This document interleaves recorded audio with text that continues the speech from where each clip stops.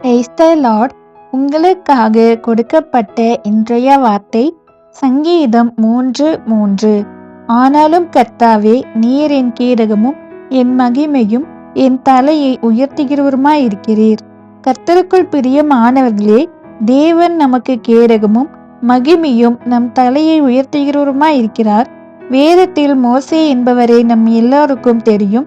தேவன் மோசேயை கொண்டு அநேக அற்புதங்களையும் அதிசயங்களையும் செய்தார். நமக்கு முதிர் வயது ஆகும்போது நமக்கு ஒன்று தேவைப்படும். அது என்னவென்று தெரியுமா? மோசே போன்று ஊன்றி நடப்பதற்கு ஒரு கோல் தான் தேவை. ஆனால் ஒரு கோலில் வல்லமை இருக்கிறது என்று சொன்னால் நம்ப முடியுமா? ஆனால் மோசேயின் கோலில் வல்லமை இருந்தது. தேவன் அந்த கோலை கீழே போட சொன்னார். அந்த கோல் சர்ப்பமாயிற்று. மீண்டும் எடுக்கும்போது அது கோல் ஆயிற்று. இப்படிதான் இஸ்ரவேலின் ஜனங்களுக்கு வந்த ஒவ்வொரு சோதனைகளிலும் தேவன் அவர்களை காப்பாற்றி அடிமைத்தனத்திலிருந்து அவர்களை மீட்டு கொண்டார்.